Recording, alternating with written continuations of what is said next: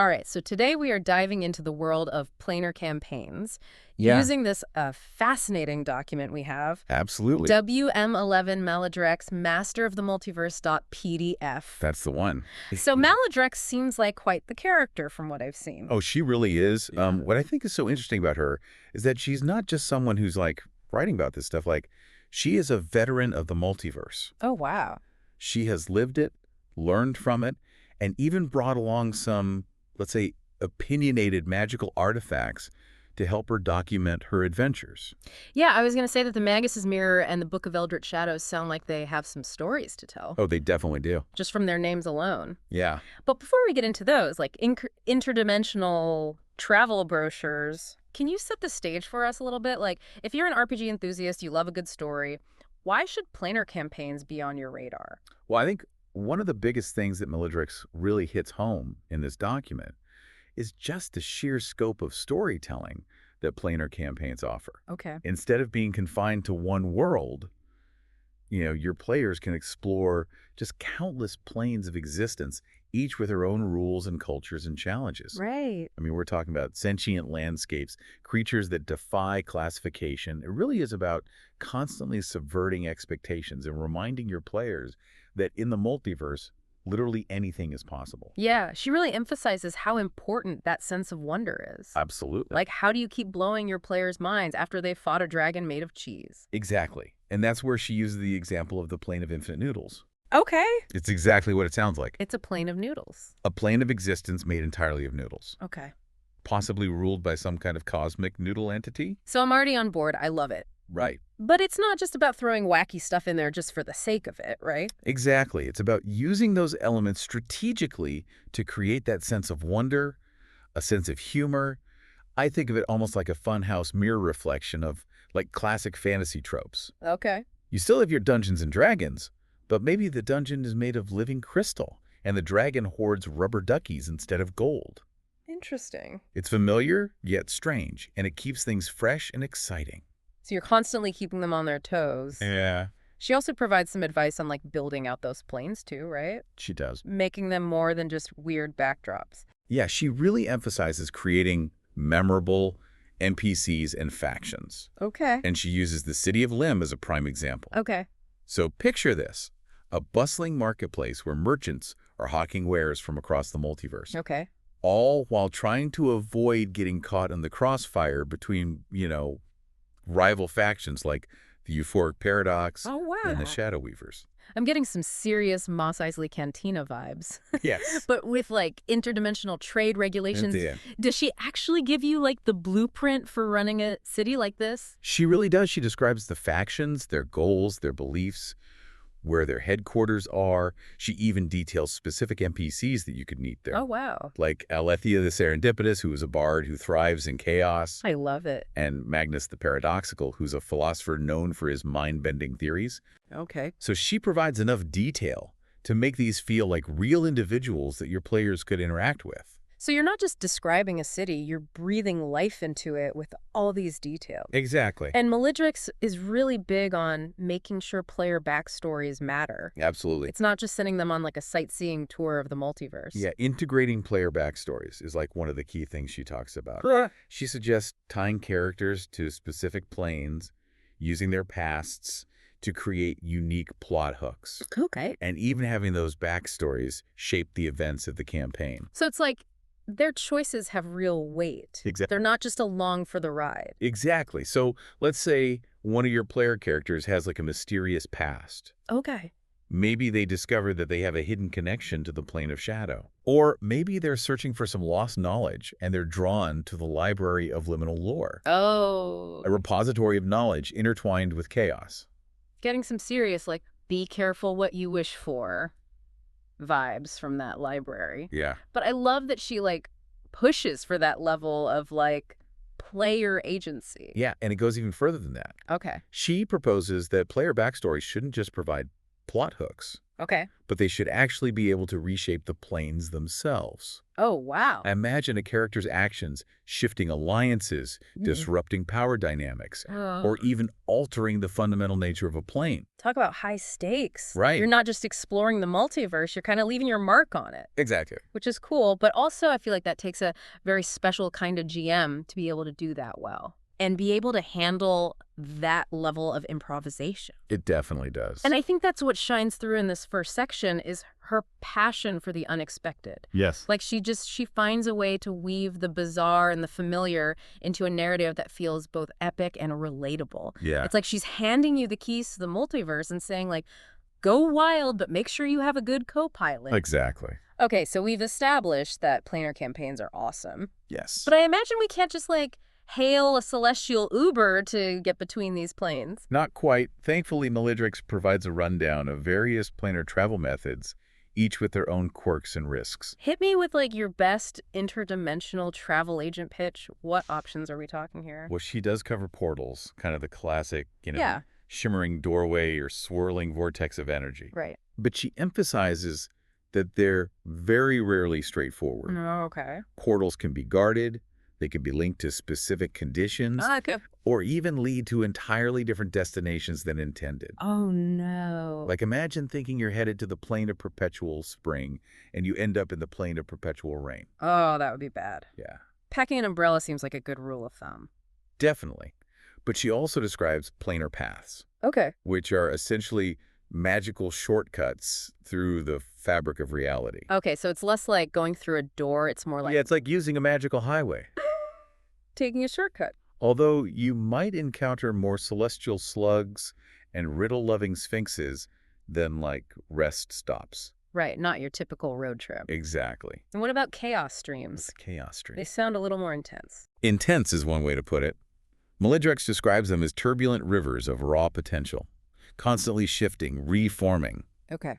Traveling via chaos stream is not for the faint of heart, Or those prone to motion sickness. or those prone to motion sickness, as Malidrex points out. Yeah, that sounds like you would want a skilled navigator for sure. Absolutely. Or at least a really good barf bag. Yes. So, regardless of the method, it sounds like Malidrex is really stressing that planar travel shouldn't just be a simple A to B situation. Exactly. It's an adventure in itself, Right. full of challenges and rewards and opportunities for both hilarious mishaps and genuine terror. So it's less sightseeing tour and more like Indiana Jones with a side of cosmic horror. Exactly. Speaking of cosmic horror, Yes. what kind of creatures might we bump into on these interdimensional travels? Well, Malidrex gives us a whole taxonomy of beings, Mhm. from relatively harmless petitioners to entities that would make dragons look like house pets. Okay, so let's start with the harmless ones. What is a petitioner? So essentially, petitioners are beings that are intrinsically tied to a specific plane. Okay. They embody the essence of that plane and often serve its ruling power. So Malidrex mentions those who serve the infinite noodle. Which honestly doesn't sound like a bad gig. Right. Serving a cosmic entity made of noodles, sign me up. Yeah. But I'm sensing that things are about to take a turn for the terrifying. Yeah, so then we move on to mid-tier threats, Okay. which are significantly less pleasant. Okay. Malidrex specifically calls out Umbra Wraiths, which are creatures of pure shadow that drain the life force of their victims. Life force draining is going straight on my list of things to avoid. Yeah, that's a good one to stay away from. What about those, like, big baddies? The creatures that could level a city block with a sneeze? Ah, yes, the mega monsters. Mega monsters, of course. These are the walking calamities that can shatter continents. Yikes. But Malidrex emphasizes that even these beings have weaknesses, Okay. often tied to their origins or the nature of their powers. So it's not just about hitting them harder, it's about hitting them smarter. Exactly. And this is where her companion, the Magus' mirror, really shines. Okay. It provides anatomical diagrams highlighting weaknesses and suggesting strategies for defeating these creatures. Oh, wow. So it's like having an interdimensional encyclopedia of monster hunting. Exactly. Very handy to have around. But probably best not to dwell on the fact that those things exist. Right, but I think her point is that knowledge and strategy are your greatest weapons, even against the most terrifying creatures. That's good advice in any realm, I feel like. Absolutely. So we've covered the how and the who of planar travel, but let's talk about the where the planes themselves. Yes, Malidrex gives us a rundown of some of the more well-known planes. she does, from the ethereal plane to the chaotic plane of chaos. Okay. Each plane gets a rundown of its unique characteristics, memorable locations, notable inhabitants, and potential adventure hooks. It's like a multiversal travel brochure curated by someone who's actually been there and gotten the t-shirt. Exactly. Where should we start our tour? Well, I think her description of the ethereal plane is particularly vivid. Okay. She describes shifting mists and ephemeral landscapes, Okay. perfect for exploration and introspection. Nice. She even mentions the library of liminal lore, Yes, we talked about that. where knowledge intertwines with chaos. Potentially dangerous for those prone to information overload. Yeah, maybe. But then there's the plane of chaos, Okay. which she describes as a realm of constant flux, where the laws of reality are more like loose suggestions. Okay. It's home to creatures that defy categorization, like the cubemens of Mechanar. The what? The cubemens of Mechanar. Okay, tell me more. So imagine beings that are so organized and efficient, they make ants look like agents of chaos. Wow. So even in a realm of chaos, there's still some form of order. Exactly. What other stops are on our itinerary? Well, we get glimpses of the plane of time with its temporal Bermuda Triangle Okay. and inhabitants who experience time in ways we can barely comprehend. That's scary. Yeah, then there's the plane of Earth Okay. with its burrowed sanctuary, which is a realm of interconnected tunnels and caverns, home to creatures who've adapted to life underground. Sounds claustrophobic. A little bit, yeah. To each their own. Right. What about, like, the plane of dreams? Oh, yeah. She touches on that as well. Does she? She describes it as a realm where reality is fluid and dreams have the power to shape the world. Okay, that's both fascinating and terrifying. I love it. It is, and throughout all these descriptions, Yeah. you know her companions, the Magus's Mirror and the Book of Eldritch Shadows, Right. are chiming in with their own commentary. I bet they are. Yeah, like for instance, when she describes a marketplace filled with like trinkets that could alter reality or turn someone into a toad, Yeah. the mirror quips, "Oh, splendid.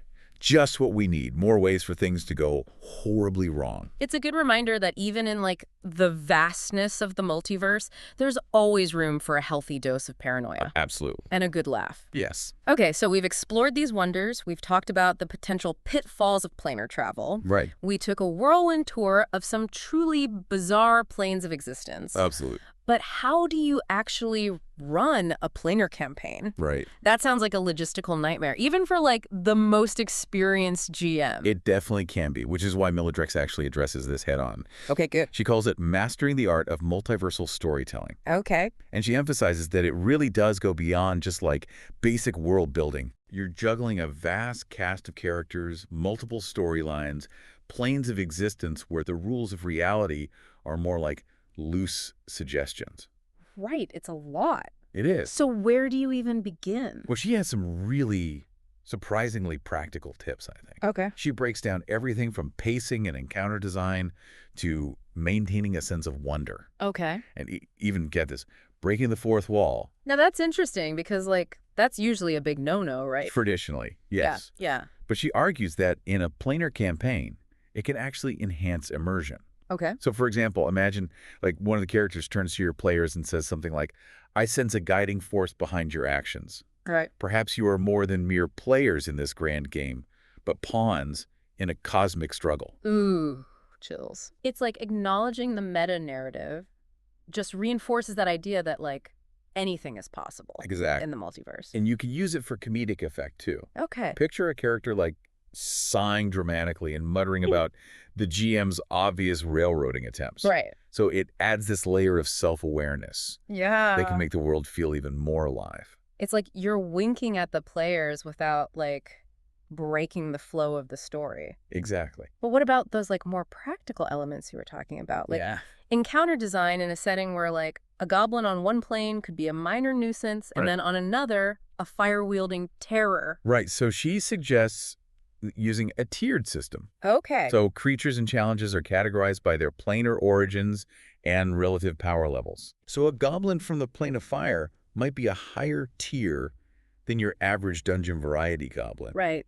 So it creates this kind of escalating danger as players travel to more challenging planes. So instead of just increasing the number of goblins, you're increasing the weirdness of the goblins. Exactly. Love it. Very cool. And she also gives a lot of really great guidance on just like addressing potential pitfalls and challenges that are specific to planar campaigns. So they're like what? So things like, how do you maintain a consistent tone and narrative Right. when you have all these wildly different planes? Right, because you want it to feel cohesive, Exactly. even though it's like completely different. And then how do you avoid plot holes, and how do you make sure character actions have meaningful consequences across multiple planes of existence? Right, and she even touches on that concept of dual existence. She does. Where beings can exist on multiple planes simultaneously. Right, she kind of hints at its significance without going too deep, Okay. which I think is really interesting because it's something that's ripe with storytelling potential, Oh, yeah. but could also be incredibly headache-inducing for a GM Oh, for sure. trying to deal with the fallout of a character's actions. Echoing across realities. Exactly. So what does this all mean? I think it means embracing the unexpected. Okay. Be prepared to think outside the box, improvise, and let your players help shape the narrative. Sounds like running a successful planar campaign is really a partnership then between the GM and the players. Yeah, it's a shared journey. Into the weird and wonderful. Exactly. I love it. This has been awesome. Thank you so much for coming on and breaking down this incredible document with me. Oh, it's been my pleasure. Thanks for having me. This is definitely a topic I think we'll have to revisit again. But until next time, happy gaming, everyone. Happy gaming.